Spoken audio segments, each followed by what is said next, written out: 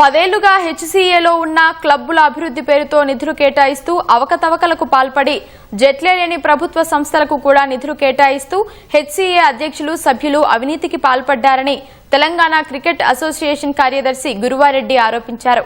హెచ్సీఏలో జరుగుతున్న అక్రమాలకు సంబంధించి ఆయన మీడియా సమావేశం నిర్వహించారు. బీసీసీఐ నిబంధనలు అన్ని రాష్ట్ర అసోసియేషన్లు పాటించాల్సి ఉన్నా దీనికి విరుద్ధంగా బీసీసీఐ ఇన్ఫర్మేషన్ టెక్నాలజీ సబ్ కమిటీలో కేటీఆర్ ఎందుకు ఉన్నారని ఆయన ప్రశ్నించారు.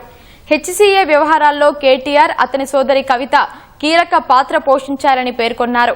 హెచ్సీఏలో క్విడ్ ప్రోక్రో జరిగిందన్న ఆయన ఐలా విశాఖ ఇండస్ట్రీస్తో ఉన్న పంచాయతీకి కేటీఆర్ సహాయం చేశారని తెలిపారు. ఇందుకుగాను కేటీఆర్ బావమరిది రాజ్ పాకాలకు బీసీసీఐ టికెట్ల కాంట్రాక్ట్ ఇచ్చారని ఆరోపించారు.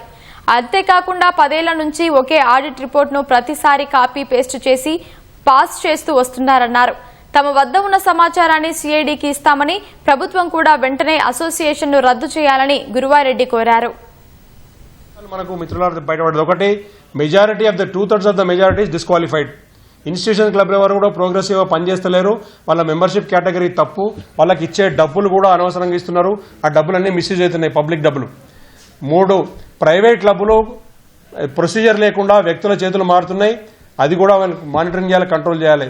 ఇంకొక అంశం, ముఖ్యమైన అంశం ఏంటంటే ఇన్స్టిట్యూషన్స్ ప్రైవేట్ క్లబ్ల కింద మారిన వాటి మీద ట్రాక్ నడుస్తున్నది.